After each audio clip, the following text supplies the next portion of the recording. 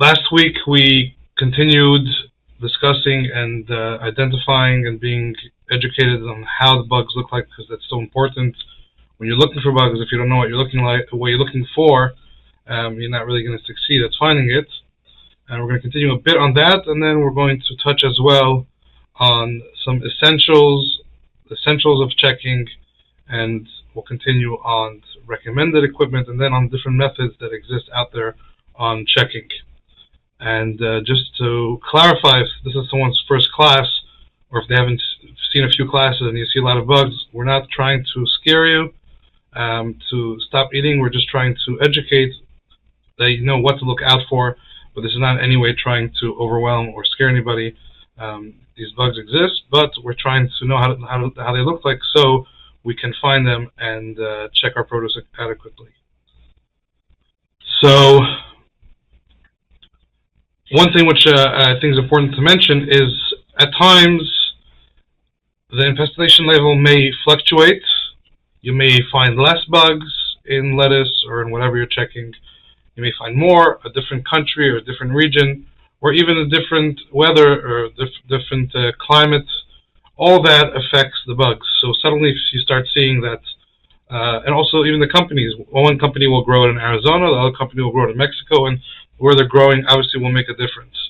But that does not mean you should just start feeling comfortable. If a certain produce was very clean, that it will stay like that. Suddenly the next week or the next day it could start being infested again due to things switching all the time, and there's just different seasons for different bugs.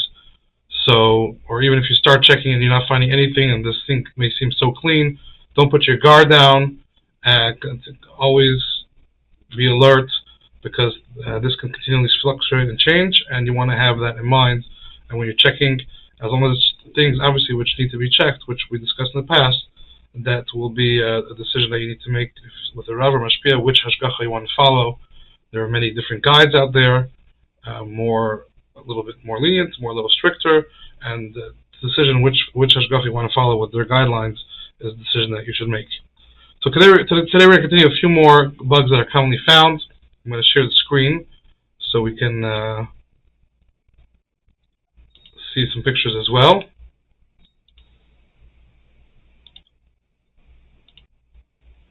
And we're going to start off with a scale bug. The scale bug is actually a bug which, at first, when it comes to the produce, it has legs. Then when it settles itself, the legs pretty much disappear, and it pierces the fruit or the vegetable, and then it builds a type of protective scale to protect it, and it lives under this scale.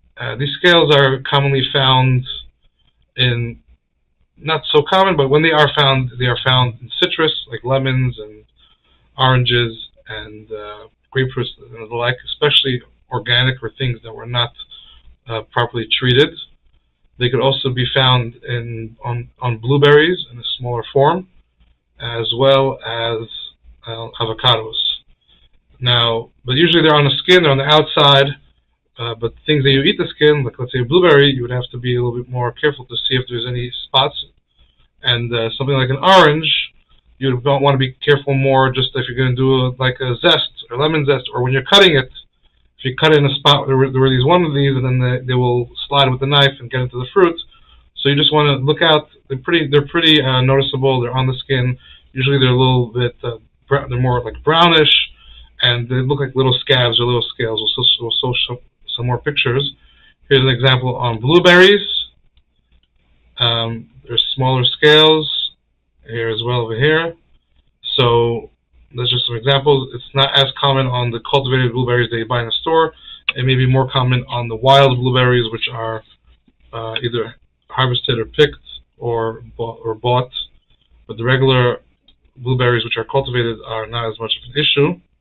And down here, we have an image of a citrus, how the scales will look like. This one is very infested, but it'll be a little bit darker. It'll be little circles. So that's something that generally will be a little bit more identifiable. And over here we have an avocado. Maybe a little hard to see, but if you look on the skin, there's those little scales, and over there the main thing would just be when you're cutting the avocado, avoid cutting the area with the scales on it so the scales don't get into the fruit. We'll go from there to the next bug which can be commonly found, which is maggots. There could be maggots commonly found in blueberries, again not in the regular cultivated ones but more in the wild ones, or if you're going blueberry picking where the blueberries were sat on the tree a little longer than usual. And if you see any signs of holes or anything from the outside, it's worth cracking it open. There could be a worm in there and you want to be careful. Maggots as well could be common in different forms. Sometimes they'll look like thinner. It's hard to see on this one, it's in the strawberry, but there's two of them right here. They're a little thinner and almost translucent, and they look like little worms. Here's another one, and that will usually be found in strawberries that were a little bit more mushy, not fully firm, and the ones that are going a little bad, usually we'll find more of those. But if you see any signs of something that could be suspicious, it's worth opening it up and checking, because it is something that is common. Here's another one. There's two of them right here, one right here, and another one over here. So here's some examples for that. One more thing which needs checking is dried fruits. Some examples here on the pictures. We have some dates. Sometimes it could be insect eggs, which could be little brown things which could look sometimes like crystallized sugar, but sometimes it's not. It could be eggs. At times it could be little worms, which when they dry could be almost the same color as the fruits. And once also when they're found in, let's say, a fig, they could be similar colors, black and brown, and in between the seeds and all the stickiness, it could be hard to detect. So you really have to give a lot of attention and focus to properly check. And at times it could be even recommended to soak the vegetable a little bit in some warm water to help it open up more. And then even in fresh figs, there could be at times little worms, like the ones we spoke about before, and at times even little fig wasps, which happen to sometimes enter the fig. So this also applies to other dried fruits like apricots. So dried fruits in general, especially ones coming from other countries and that are a bit older or on the shelf for longer, need extra attention to be checked properly due to these various bugs which can be found inside of them. Okay, so that's the end for that. Now we're going to go into the essentials. We're going to start with the essentials of checking, and then we're going to go into again what's recommended equipment or things to use, and then we're going to go into the various methods. So the essentials, I came up with just an abbreviation calling it LETS, which will be defining the essentials. First of all, you want to make sure you have proper lighting, strong overhead light or the like, if it's going to be by a window and you have strong sunlight coming through. But you want to have proper lighting. If you don't have proper lighting, you don't want to attempt to check fruits and vegetables. Education is a must, because again, if you don't know what you're looking for and you don't know what bugs look like, you're really not going anywhere with your checking. So it's important to get some basic education, which is what these classes are geared towards, to have some basic idea of what you're looking for. And timing as well, like we mentioned, not to rush, not rushed, with focus and patience. If you realize there's a very short time left of the meal and you need to prepare a salad and you feel rushed and stressed, then that's not a realistic time to check, because due to how small the bugs are and how they could camouflage with the vegetable and all the details involved, to spend your focus, time, patience is not going to be easy if you're stressed or rushed. So make sure the timing is done properly. And sight, like we spoke, know what's the most practical way you can spot smaller things. Some people it helps to take off their glasses. Some people it means they need to put on reading glasses.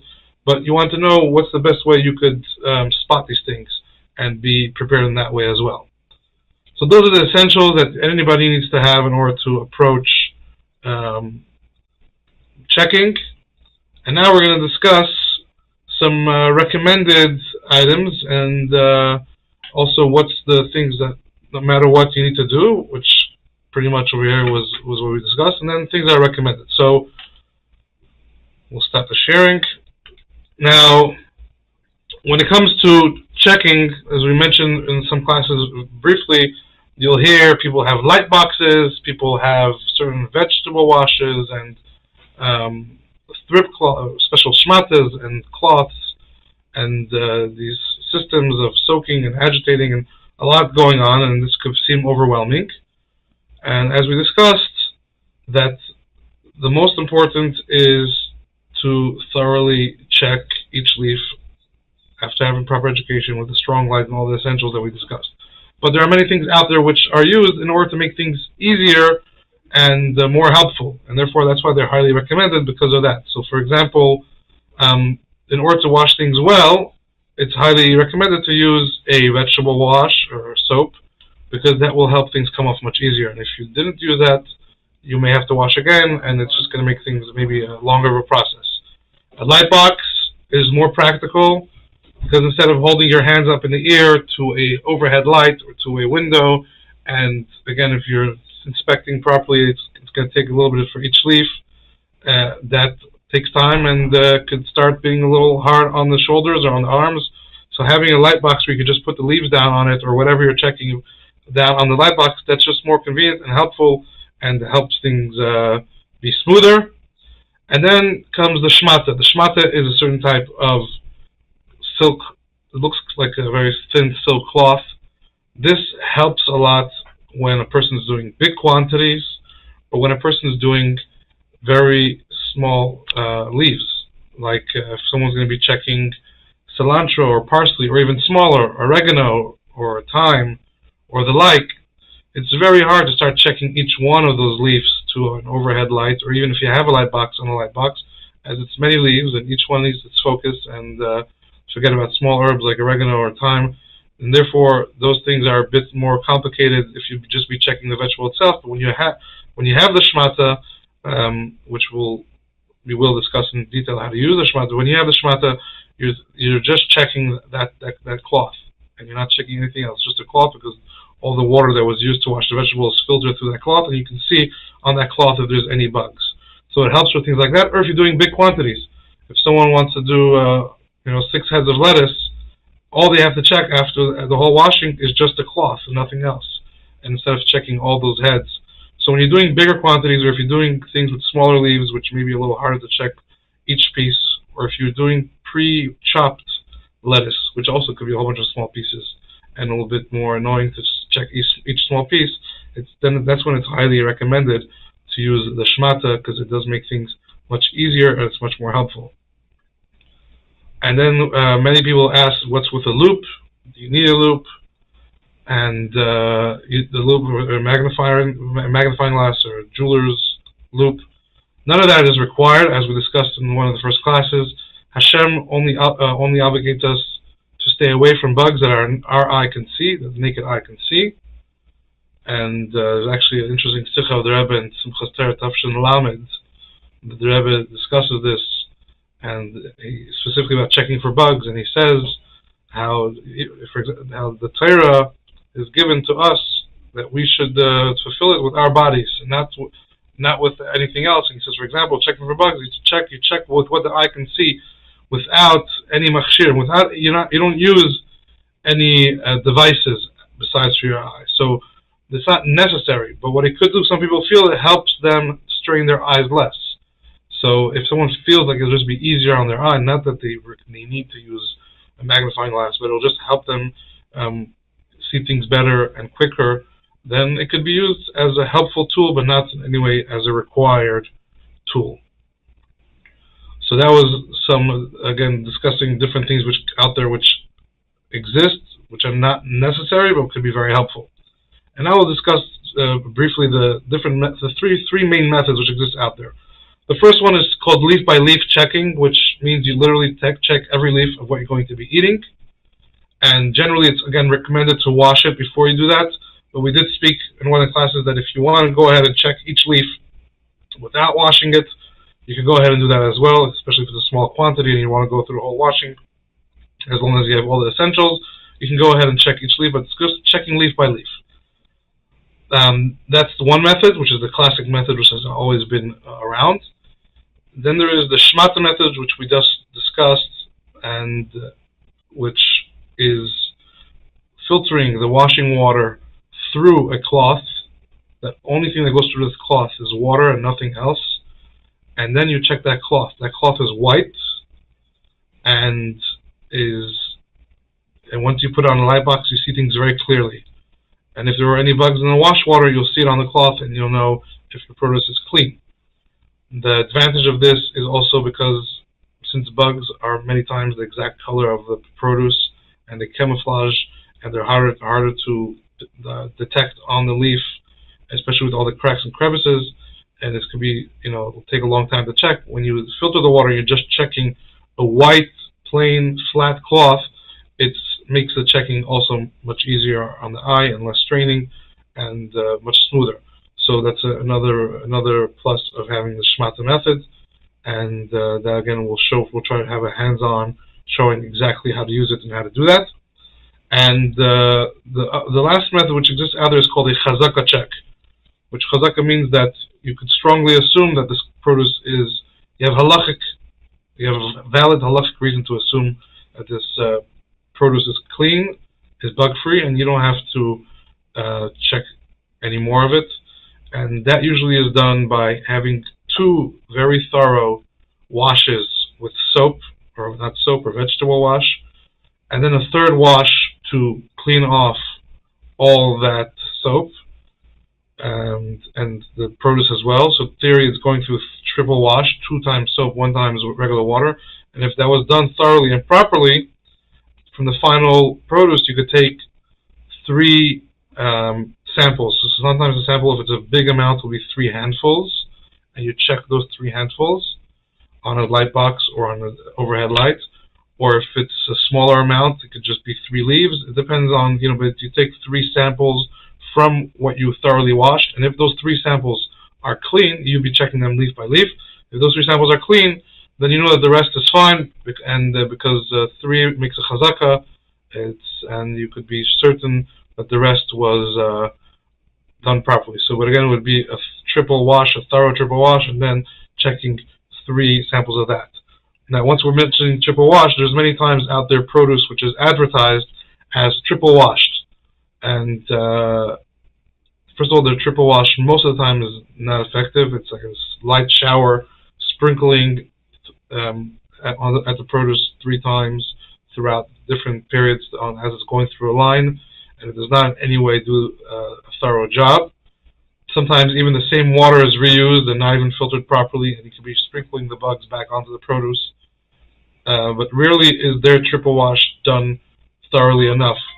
So that is not enough to rely on, definitely not to eat it out of the bag. And at times you'll even have a sticker on a bag which will say, don't need to check. You have to check, make sure it has a very reliable hashgacha, because there are sometimes out there weaker hashgachas which will just put a sticker on a bag like that if it was just triple washed. So triple wash is when we're saying triple wash, we mean a thorough, proper triple wash that you are in control of. And even after that, you still need to check 3 samples. And that's in short the different methods which exist out there. And the future classes will go into the hands-on of the shmata method, and we'll discuss more things in regards to this.